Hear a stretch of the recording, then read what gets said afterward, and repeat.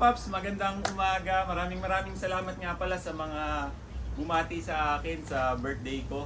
At ngayon kasi napaka-special day dahil kami ay nag-rent dito sa Casa Corazon dito sa Lemery, Batangas. At ang nakaka-excite talaga ay hindi lang dito resort. May papakita ko sa inyo na magagandang klase ng mga motor na dito lang natin makikita. Kaya tara.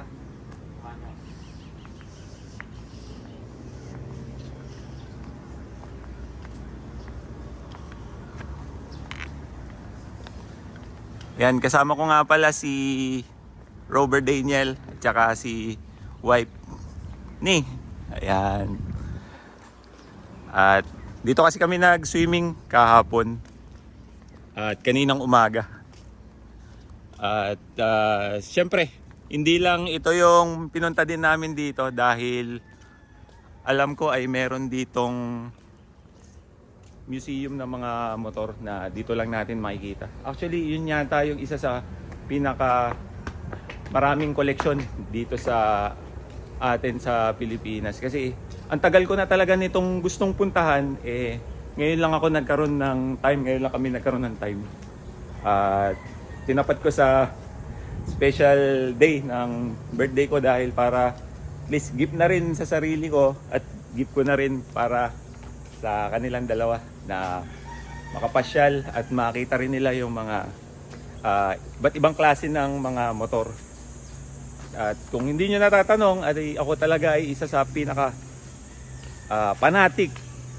Kumbaga, sobrang die hard ako pagdating sa mga anything na may mga gulong na umaandar, may mga makina at sasakyan, motor. Ayan.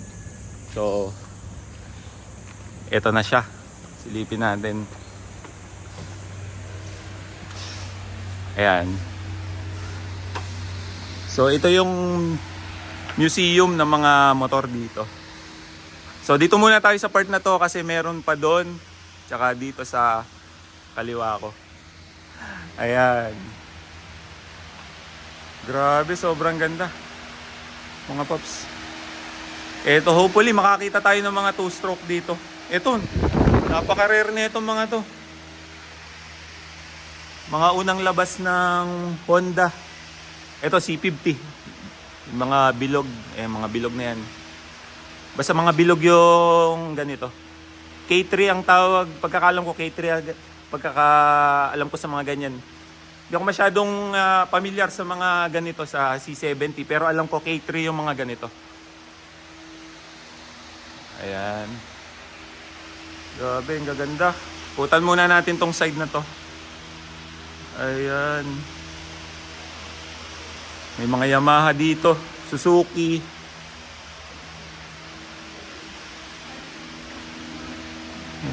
Grabe, napaka-rare. Ayan.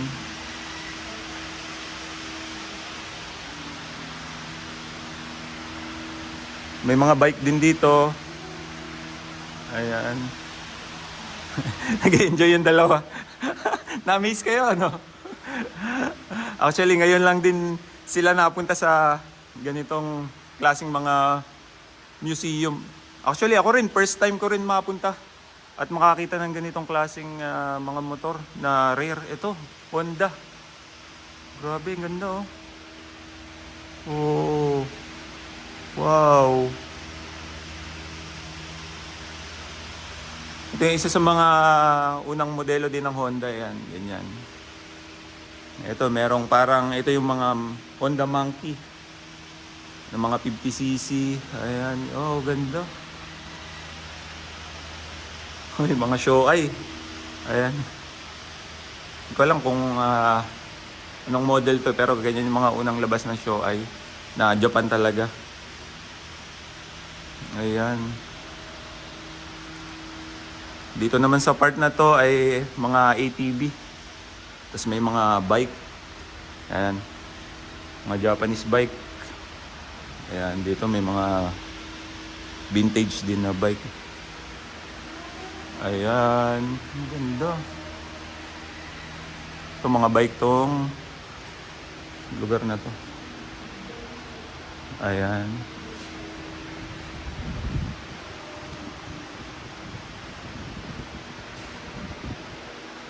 Grabe, nakaka-amaze dito. Ayan, may mga picture din dito ng mga mga unang labas ng C-70, Japanese pa. Ayan. Ito, mga Dio. Grabe, ang daming koleksyon. Ayan pa, mga picture nila. Ayan. Ano yan? Ito, mga Dio. Mga Dio, Bino. Ayan. Mga pocket bike. Ano to? Ay, ito, mga Pops, oh. Yan ang unang labas ng Giorno. Ayan, di ba may mga bago na ngayon na 4-stroke na Giorno. Ayan, no? Ito yung pinakang mga unang labas dito kinuha. Ayan, ito, oh. Ayan, oh. Honda Giorno. Ayan. Daniel, bagay sa'yo to. Ganyan mga kalilit, ano? Ang ganda. Ito, mga Suzuki. Ito, Honda Eve. Ito, mga Honda, Yamaha to. Yamaha Mint. Ayan. Ito rin. Ano ba ito mga to? Mga Suzuki. Ayan. Actually, parang ganito yung mga unang ginamit ko nung bata ako eh. Kaya din ako nahilig sa 2-stroke. Ayan, sa mga ganyan, mga Honda Dio, Jag. Wala yung Honda Lead. Pero parang ganyan yun, mga 50cc. Ayan. Grabe, nakaka-amaze dito. So, unang part pa lang to ng museum. So, ito, meron din, pagkakalang ko, Gorilla ata to. Honda Gorilla na 50cc. Oh. Ayan. Ito pa, meron pa ditong mga manikin. Uy, naka-aray pa. Ayan. Basta pag sinabing Japan, ayan, ganyan yung mga helmet, yung aray. Grabe, nakaka-amaze. Ito, ano to? Yung mga parang unang ng gas pump. Ayan, Caltex. Ayan, nakakatawa. Ayan. So, ito yung first part ng museum. Kaya dun sa banda ay pupuntahan pa natin. Marami pa tayong makikita dun. Kaya tara, samahan niyo ako guys. Tara Daniel, samahan mo. Kapit na. Ayan, yung mga unang ayan, NT. Parang ganyan yung mga unang natin PayPal. Sa atin si TNT. PayPal. Eh, ulugan mo pa ng 50 piso natin.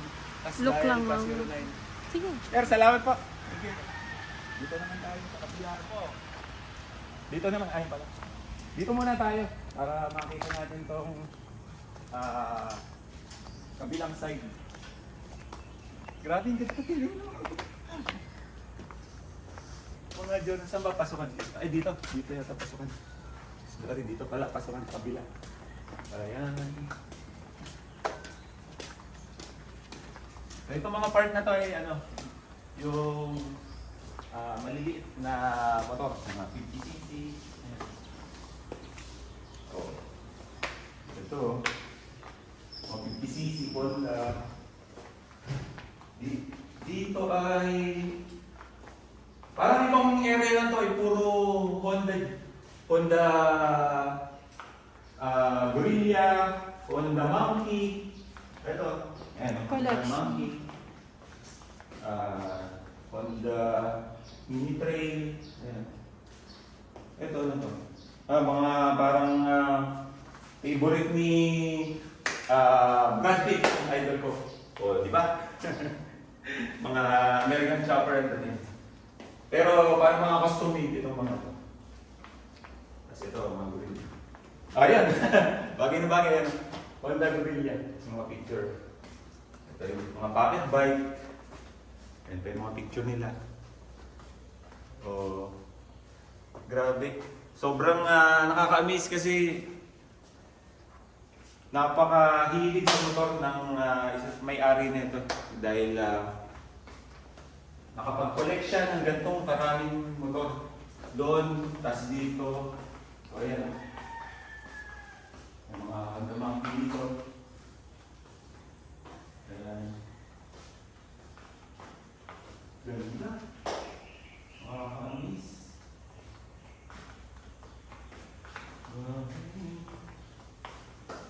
Picturean. Ayan. So, punta naman tayo dun sa kabila. Punta tayo sa kabila. Picture ka? Ayan.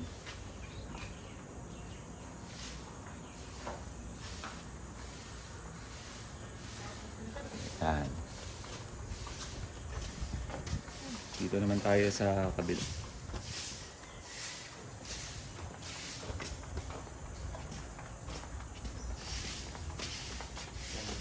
Dito muna tayo. There's more for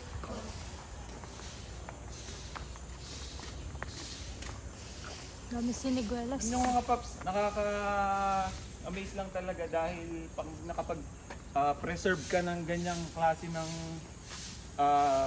mga unit, mga motor ay napakaganda kasi nami-maintain mo yung pagka-genuine, pagka-authentic, pagka-original.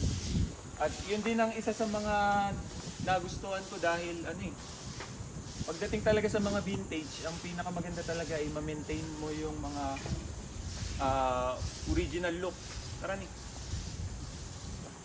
Ma-maintain yung pagka-original look dahil doon makikita talaga yung pagka-authenticity at pagka-genuine ng mga motor. Wala nang ibang, para sa akin wala nang ibang gaganda pa pagdating sa vintage pag naibalik mo sa original.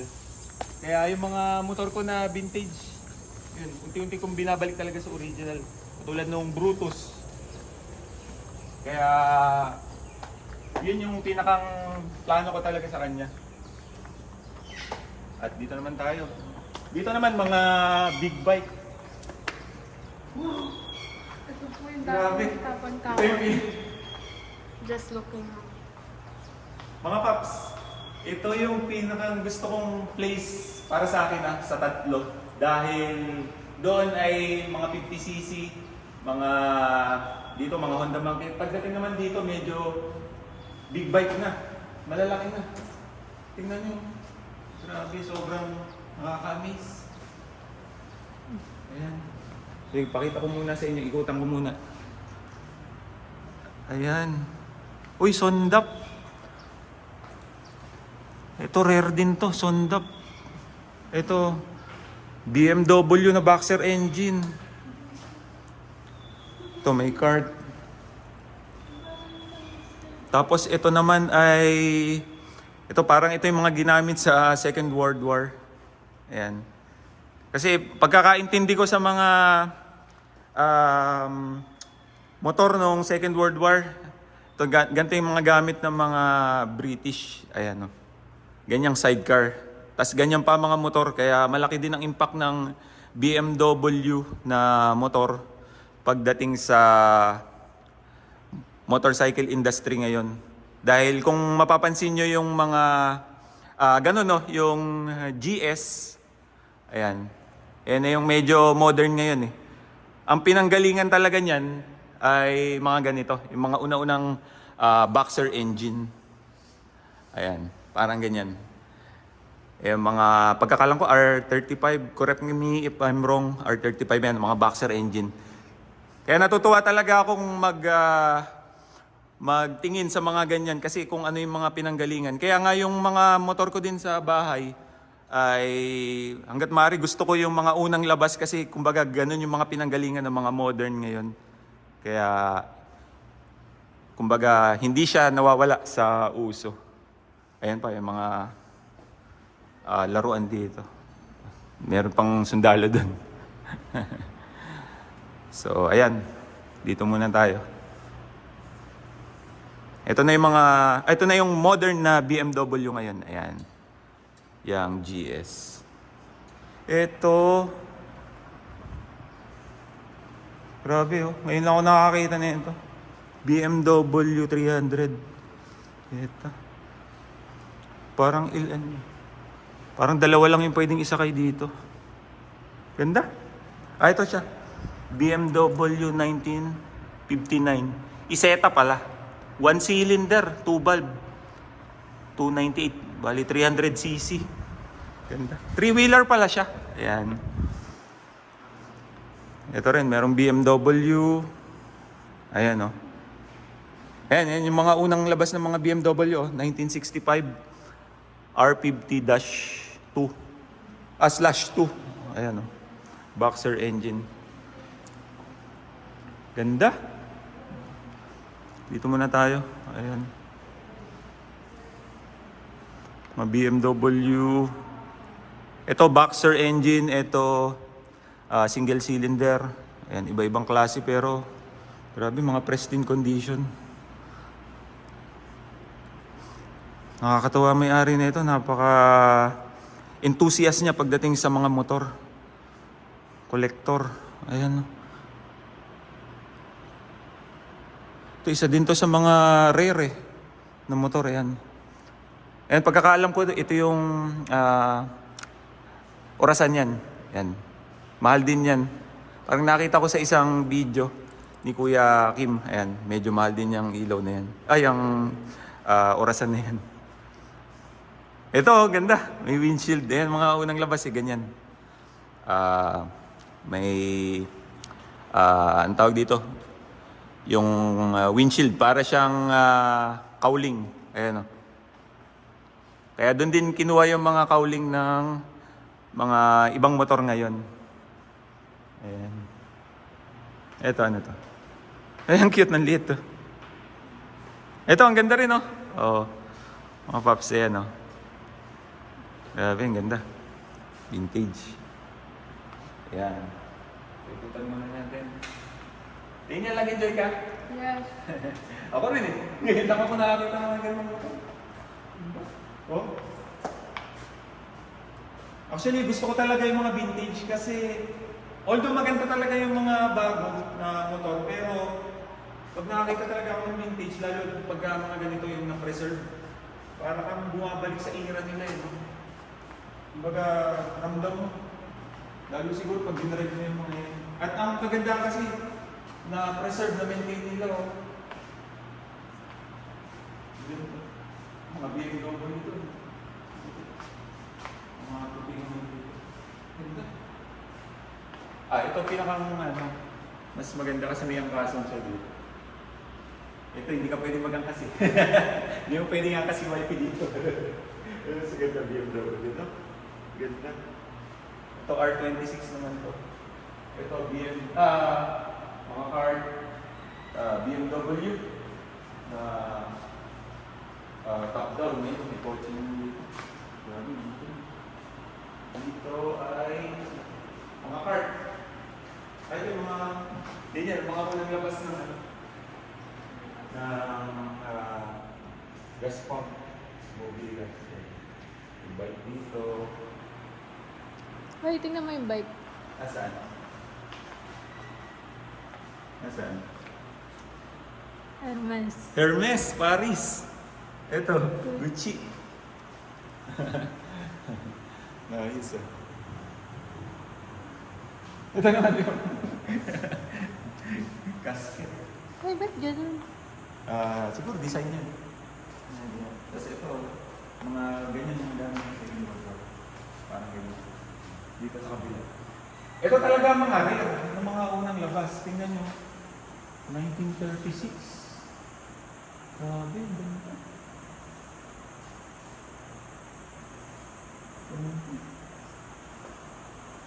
Sobrang solid eh. Ito, 1926. So, one of the oldest BMW motorcycle rare. Grabe, ngayon yung makakita na yun. 1926. Ano na ngayon? 2026. Ilan taon na yun? 1926. 100? Century? Hindi ko sure 1926 eh. 2026 ngayon. Basta. Hindi ko alam kung dito, pero grabe. Hindi ako nagkakamali, 100 years na.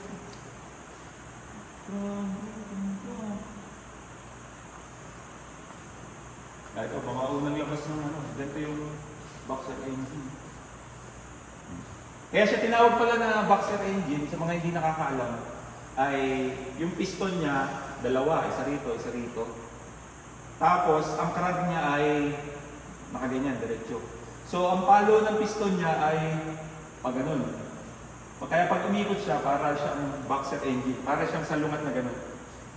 Ganyan ang palo ng piston niya. Kaya siya tinawag ng boxer engine, para siyang nanununtok. Ayan. Ito na, mga malaki sisi na to kasi malalaki na yung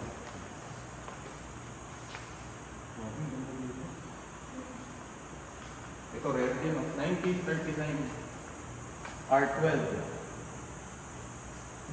World War II motorcycle. Okay. I'm sure pag nakita rin ito ni Airpat, magugustuhan ito. Pag nakita rin ito, magugustuhan ito rin dito. Kasi may din sa mga vintage, mga museum, si Papa ko. Ayan. Dito naman, ito. R69S. Ito, rare din ito.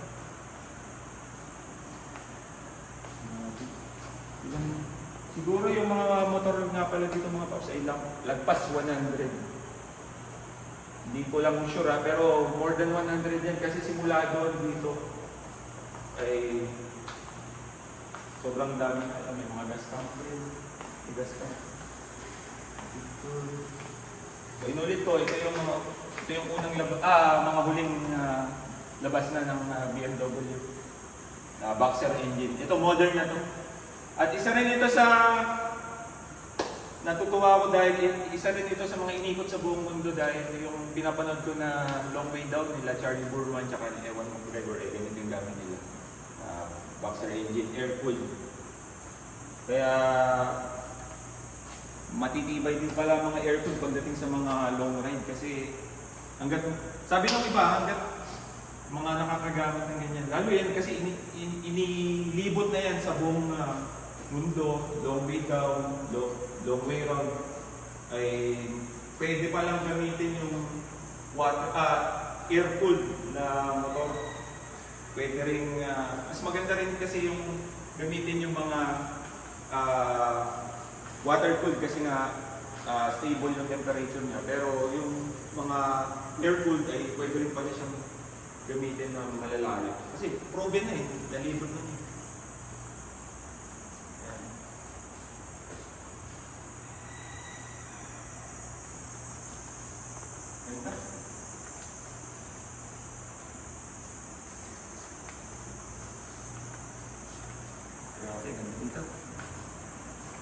Tapos ay doon naman tayo sa kabila sa mga kotse. Ayan. Meron namang kotse doon. Ayan, silipin natin.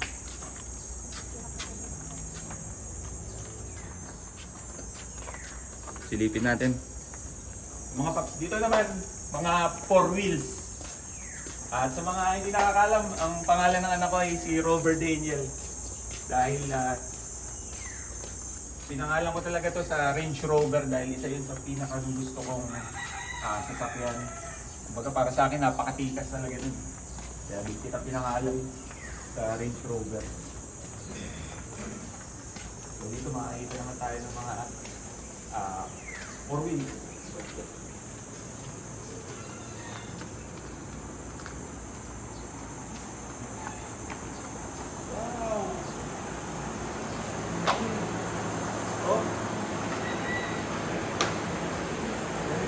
Ginamit sa Second World War, yung palabas ni Tom Cruise, yung may ganito na style. Kasi parang ginamit ko sa mga sa mga gera ng araw. Pag may ganito, American ata yan. Hindi ko lang sure pag may ganitong logo dati. Yan yung parang identity nila. Pakita mo na yun dahil mga badge. Yung badge na mga gamit, tas mga kotse, collectibles.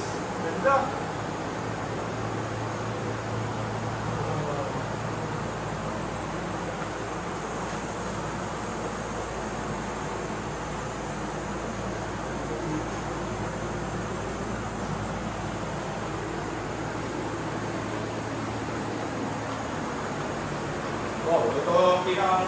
isa rin, no? Alfa Romeo. Wow, tudor.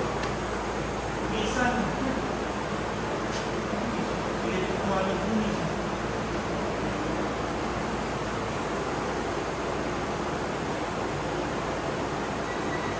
Nissan, ano pangalan niya? Parang Nissan Cargo. Nakagay doon sa likod. Sulat ng Nissan Cargo. Cute. Meron dito ano. Mini Cooper. Kulit. Hindi, yan na siya. Ito naman ay Chevrolet.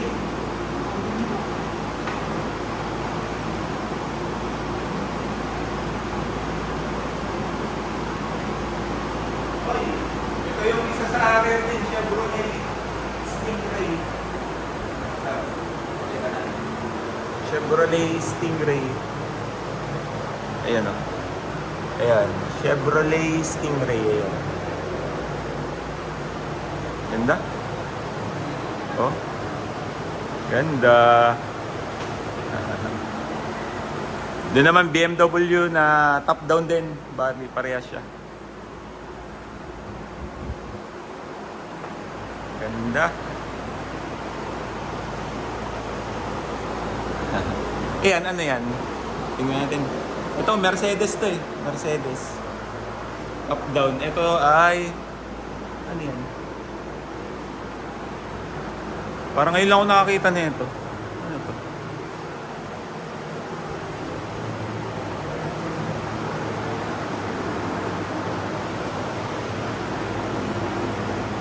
Ay, hindi ko masyadong kabisado kasi yung ganitong logo. Pero, ayan. Kung alam nyo to mga paps, PM lang. PM. May comment lang kayo dun sa video kung ano to. Hindi ko lang alam talaga tong kotse na to. Ngayon lang ako nakakita. Pero ang ganda, para siyang Camaro. Ang dating. Ayan.